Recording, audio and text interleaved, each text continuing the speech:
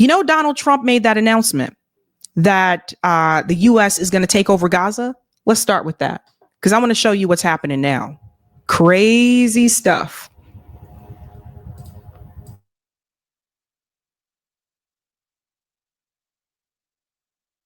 The only reason the Palestinians want to go back to Gaza is they have no alternative. It's right now a demolition site. This is just a demolition site. Virtually every building is down. They're living under fallen concrete that's very dangerous and very precarious. They instead can occupy all of a beautiful area with homes and safety, and they can live out their lives in peace and harmony instead of having to go back and do it again. The U.S. will take over the Gaza Strip, and we will do a job with it, too. We'll own it and be responsible for dismantling all of the dangerous unexploded bombs and other weapons on the site, level the site and get rid of the destroyed buildings, level it out, create an economic development that will supply unlimited numbers of jobs and housing for the people of the area. Do a real job. Do something different. Just can't go back. If you go back, it's going to end up the same way it has for 100 years. So, yeah, we talked about this, and I told you that is a hell no. That is displacement. I don't believe people should be displaced, and I'm heavily against that. But I told you that is a part of that greater Israel plan, that Israel does want to take Gaza and the West Bank and part of Syria and part of Lebanon as well. And that if we don't stop Israel, this is only going to get worse. And that was Trump there saying the quiet part out loud. And the reality is, if you are a Zionist and you do support Zionism, then you also support the Greater Israel Project, which I've been trying to get across to people for numerous months, I believe, actually over a couple of years. But it turns out, ladies and gentlemen, some people are not too happy about that. And I don't mean just Democrats speaking out about it, but there's also Republicans that have come forward and have spoken out about this as well. Not necessarily because they disagree, but because Donald Trump said the quiet part out loud. Because the reality is, if you are supporting AIPAC's vision, if you are supporting the vision that is Zionism, then you do support this Greater Israel Project. And this is the part that some people don't want to hear. I just had a back and forth with a former high school classmate of mine about this the other day, where he was like, this would have never happened under Democrats. I'm like, do you not understand that Kamala Harris is also a Zionist? Do you not understand that Kamala Harris she was recruited by AIPAC very early on, before she was a senator? Remember when she said on the stage that she always wanted to advocate for Israel ever since she was a little girl. So they get to people early, and I've been trying to explain this over and over, right? So again, if you are a Zionist, you do believe in the Greater Israel Project. Now, Democrats are not saying it out loud the way that Donald Trump did. So the problem came in that he said something that they all know behind closed doors, and now they're like, oh no, how do we stop that? How do we shut this door?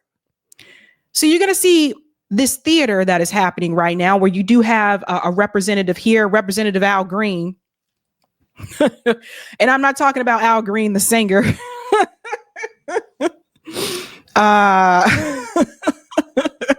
Shame. But Representative Al Green here comes forward with this theater to show that now all of a sudden we care. Listen to this. That I will bring articles of impeachment against the president for dastardly deeds proposed and dastardly deeds done. I also rise to say that the impeachment movement is going to be a grass-up movement, not a top-down. The people have got to move forward.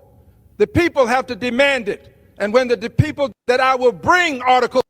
Okay, so what you see here is performative theater, right? Now, I want to explain this to you. So now you want to come forward and you want to bring articles of impeachment against Donald Trump because Donald Trump said the quiet part out loud. But there was no movement towards articles of impeachment against Joe Biden over the 15 months where he was allowing Israel to continue to kill these people in Gaza. So do you see how this works, folks? Now, all of a sudden that Republicans are in office, Democrats are like, oh, we're going to fight. And it's all theater because none of these people are trying to fight when the Democrats are in power and they are committing these horrific acts. They don't stand up to fight against it. I didn't see any type of impeachment movement towards Joe Biden to try to stop him from killing those damn kids. So that's what you got to understand. It's also performative because, of course, if you've been paying attention, you are aware that the Republicans have the House and the Senate. So bringing forward articles of impeachment isn't going to go anywhere. It's theater. And that's what I want everyone to understand. If people are not telling you this, they're not being honest with you. And you need to ask them why. But he is getting a lot of pushback against this. And honestly, he should.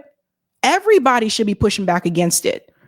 But if you sat there quietly while the genocide is taking place and you said nothing against Biden or Kamala, but now all of a sudden you have something to say, you are a partisan hack.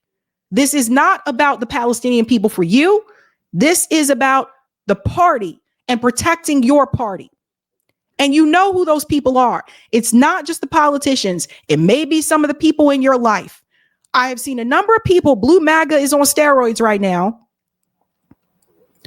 Blue MAGA is on steroids right now. And they are all going out. And now all of a sudden it's, oh my God, they can't do this to the Palestinian people. But when Biden was killing them, you had nothing to say. So these people are partisan hacks that don't give a damn. Now, because of the pushback, Donald Trump is saying something different. And I want you guys to see this. Now he tries to make it seem like it's not urgent. Oh no, we don't need to bring in the military or anything. Listen to this. The deliberations on Gaza, sir, the timetable for a takeover? No deliberations. It's been very well received, where basically the United States would view it as a real estate transaction where we'll be an investor in that part of the world. And no rush to do anything. We wouldn't need anybody there. It would be supplied and given to us by Israel. They'll watch it in terms of security. We're not talking about boots in the ground or anything, but I think the fact that we're there, that we have an investment there, I think would go a long way to creating peace. We don't want to see everybody move back and then move out in 10 years. This has been going on for 50 years, much more than that. We just want to see stability. That would be having us have that particular piece in that particular location. I think would show great stability and would lead to great stability in the area for very little money, very little price, and we wouldn't need soldiers at all. That will be taken care of by others. And the investments are taken care of by others also. So for no investment, I mean virtually no investment whatsoever, it would bring stability to the area and others can invest in it later on. But we're in no rush on it. There's absolutely no rush. So once again, you know that this is a lie when he says that this will bring stability to the area. It would not bring stability to the area. Every time the U.S. government gets involved in another country's affairs, it actually makes things more worse for the people who are there than it was before they got involved. So it wouldn't bring stability. Notice now there's the pivot from the U.S. troops to, other countries will supply the troops. In other words, Gaza would still be under occupation, right? And then pay attention to the rhetoric of the people in the region, right? The people in the region also applies to Israelis. Do you really think that the Likud party is going to want, or Israelis are going to want to live side by side with other Palestinians in Gaza? No. So what do you think is really going to happen here? And someone sent me this, and I have to read this. I'm not going to read their name because I honestly don't know if you want me to read your name, so I'm not going to do that. But someone did send me something, and I do want to read this to you guys. I think it's very important. That's this part here about the U.S. taking over the region. And this is something I didn't pay attention to, but they caught it. So thank you so much for catching this. If Donald Trump is saying the U.S. will take over the region. And if the Zionist dream is to have Israel become the greater Israel, because that's what it says in the Bible, according to them, then why aren't all of them upset when Donald Trump says the U.S. is going to take over the region? That's not biblical according to them. According to them, what's biblical is that they will have all of the land in the region, not that the U.S. would take a portion of the land. So if this greater Israel project is really about biblical prophecy, then they would push back on what Donald Trump is saying. But it's not about biblical prophecy. And this is the point I really want to drive home. It is an ethnic cleansing Zionist project. It is a supremacy project. And to the person who sent that to me, thank you so much for pointing that out, because you noticed something I think a lot of people didn't notice. So now do you guys see this really isn't about a biblical prophecy? We got to shut the door on all of that. All of that. Because again, according to them, the biblical prophecy doesn't say that the U.S. is going to come in there or that Christians are going to come take that part. No, it says the land belongs to them. According to them. I grew up in the church. The Bible has many different interpretations, and that was not the way that I read it. I also don't remember the Bible saying that European settlers were going to be able to take over I don't remember that. Now, even the White House press secretary, they're changing their tune a little bit. I want you to hear what she had to say here. Again, because he received pushback on this issue. BBC, can you confirm that under the president's plans for Gaza, any and all Palestinians who want to stay in Gaza on their land will be allowed to do so? I can confirm that the president is committed to rebuilding Gaza and to temporarily relocating those who are there, because as I've showed you repeatedly, it is a demolition site. There is no running water. There is no electricity. The president wants these individuals to live in peace. He is committed to doing that with this very bold new plan, and we will continue to keep you apprised of updates as we receive them. Ed Lawrence, that's not an answer. Yes, go ahead, Ed. I appreciate it. Thank you.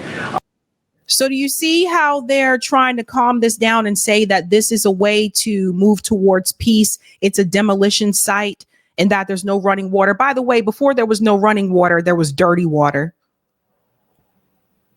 Before there was no electricity, remember that Israel would turn the lights on and off. They don't mention that part. And when you talk about rebuilding and you talk about that this is a demolition site, I want people to understand how long a rebuild would actually take. Marco Rubio also, everybody's having to speak up for this now because of what he said, because he said the quiet part out in the open. So now Marco Rubio is also in the hot seat here. Listen to what he has to say. What President Trump said yesterday is an acknowledgement of the following. Gaza has been severely damaged. If you look at the aerial imagery, you see what's happening. The billions of dollars that are going to be required for reconstruction are enormous. Some areas have been rendered unlivable now and for the foreseeable future. And so what President Trump announced yesterday is the offer, the willingness of the United States to become responsible for the reconstruction of that area. And while Pause. This reminds me of the developers that come into the projects, the developers that come into the poor Black neighborhoods, and they have a neighborhood meeting and they show up there to tell you that we're going to rebuild. We're going to make things better. It's going to be so much better for you. You're going to love the rebuild. And they rebuild, and then you're pushed out because you can't afford to stay there anymore. Do people really think that it's going to be more affordable for people to live in Gaza after a rebuild? No, it's going to be more expensive. They'll have no choice but to leave. This is the part about the project that they don't tell you. This is gentrification times 100. If they build it up and make it nice and fancy, you will not be able to afford to live there. Don't forget, a lot of the Palestinian people that were living in Gaza were unemployed. There wasn't a lot of work for people. you are rebuilding, while you're clearing debris, by the way, there are unexploded munitions. There are all kinds of Hamas weaponry still buried underground. For people to be able to live in a place safely, all of that has to be removed. It's an enormous undertaking. So if they have to remove everything that's underground, we're talking about a project that could take years. And if they don't want the Palestinian people to be there while they're working on that project, where are they going to be? And once they're sent to another country for 2, 3, 4, maybe 5 years, I can almost assure you they will not be allowed to come back.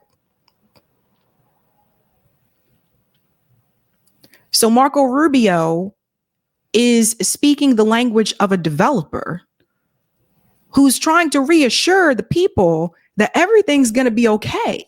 It's going to be so much better. You just got to let us rebuild, and you'll be so happy about this after the fact. It's a scam.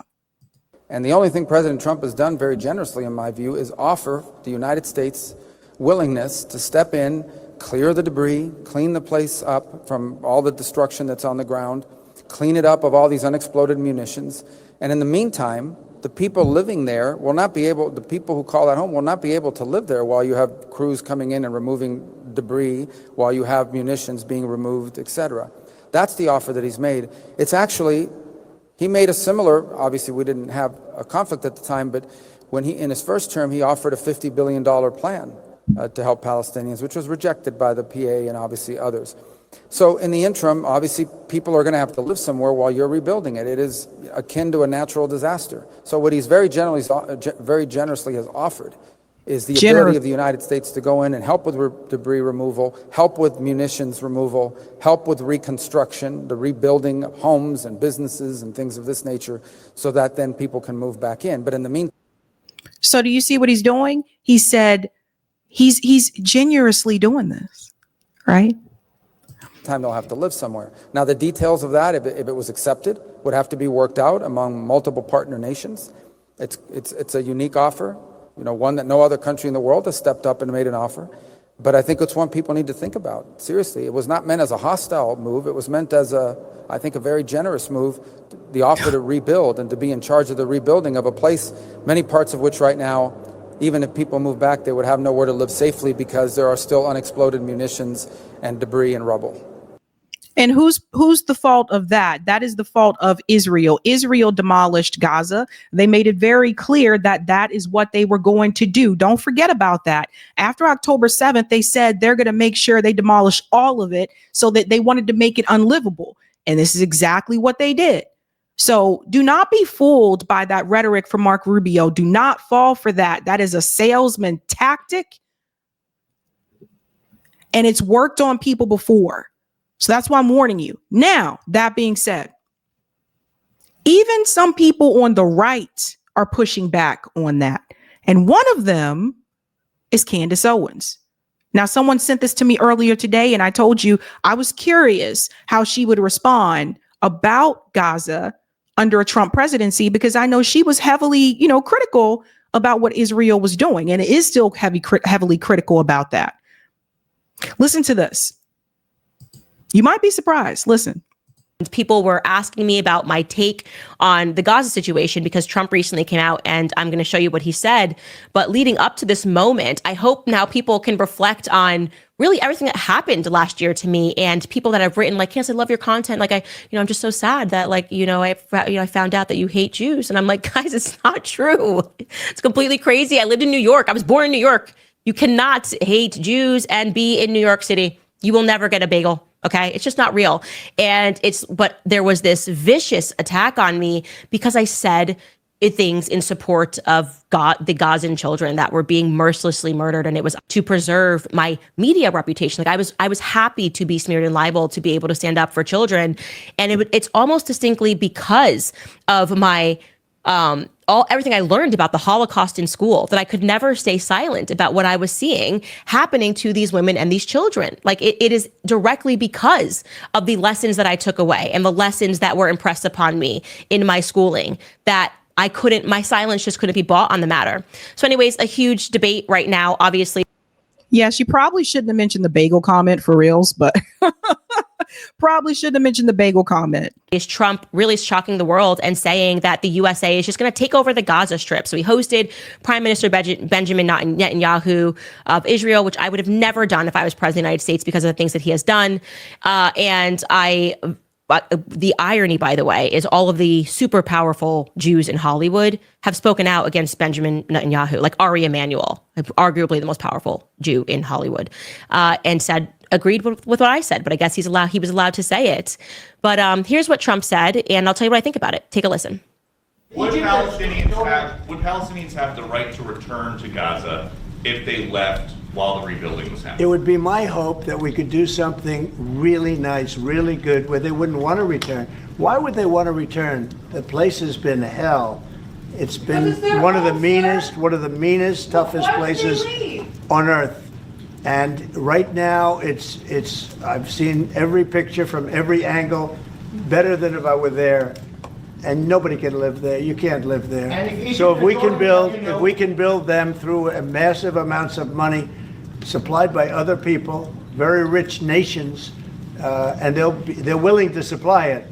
If we can build something for them in one of the countries, and it could. Oh, 1 second. Build really good quality housing, like a beautiful town, like someplace where they can live and not die.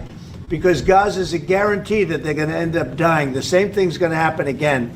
It's happened over and over again, and it's going to happen again as sure as you're standing there, Peter. So, of course, never mention it's going to happen again because of the person sitting right next to him, right? I hope that we could do something where they wouldn't want to go back. Who would want? Sorry, guys, I don't know why it's doing that. I hope that we could do something where they wouldn't want to go back. Who would want? I had to pull this out. Sorry, guys. Sometimes it does the spinny thing with YouTube where I'm at 38, 28. And I just got to refresh it. Let's see if we can pull here. 38 right there. Okay.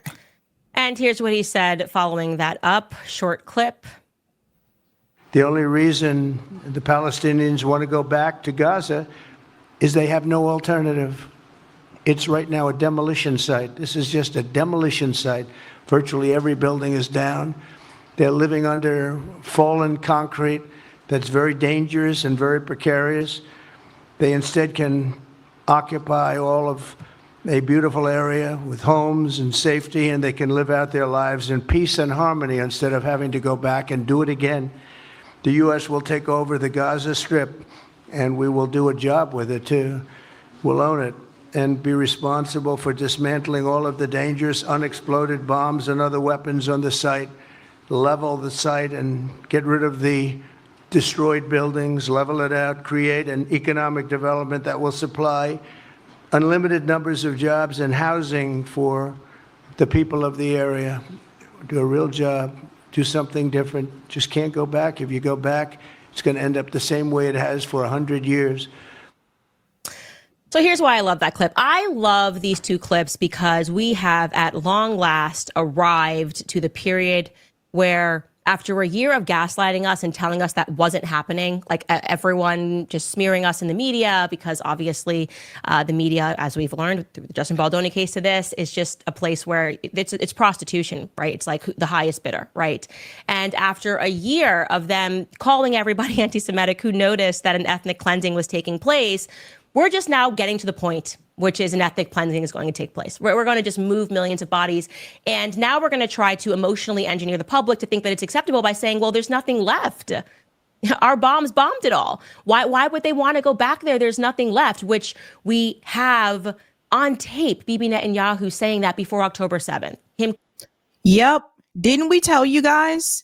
Didn't we tell you this was the plan? I was called, like Candace was called more names than I was, but a lot of us were called every type of name in the book. And we told you guys, this is exactly what the plan was. This is what they wanted to do.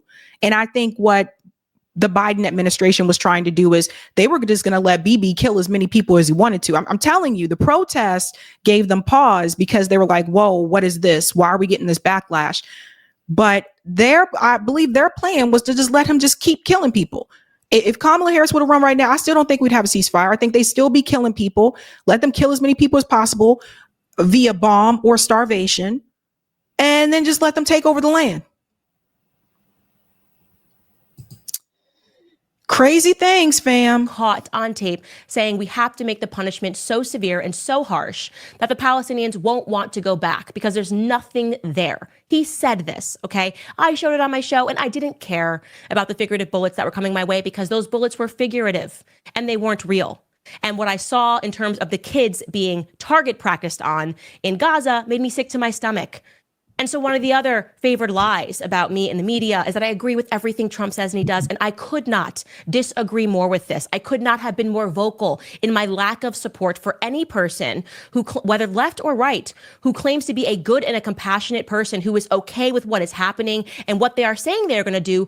All statements which are on record before October 7th even happened. And in terms of Trump talking about the real estate of the property, saying they have to go, and Jared Kushner was on tape speaking about how much worth the property could be. And so for those of us who said, are there people who have already invested in this property and want to see it being built up because they are going to make a ton of money because the plan is to move these people from their homeland somewhere else? And we were called conspiracy theorists, and we were called Jew haters, and we were called anti-Semites.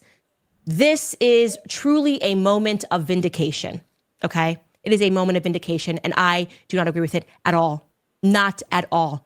And now they're saying that the UK should take these people. And this just puts us on that circle. You know, it's just, it really is just, it's loony.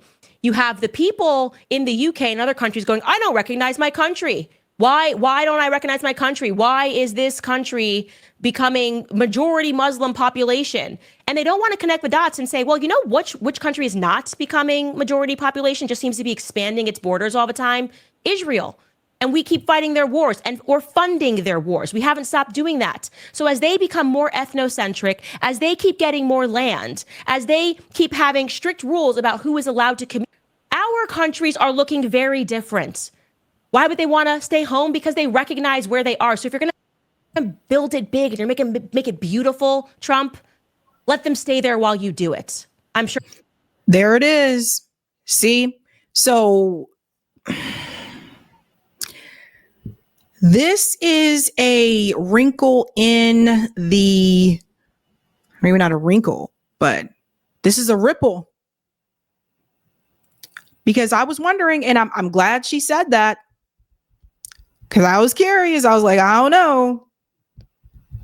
Now she's willing to say that, but other people are not, right? Like they're supporting what he's doing because they still they don't want to get that backlash. And a lot of that, again, is audience capture. They don't want to get that backlash. So they're like, no, I'm just going to continue. I'm just going to say this is okay because it's happening under him and it's not happening under Kamala or Biden.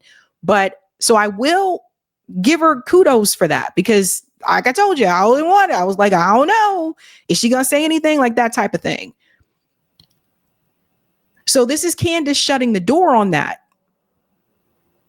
And I don't agree with her with a lot of other things politically. Don't get me wrong. But I will say she still managed to stay consistent on this issue, even though Trump is in the White House.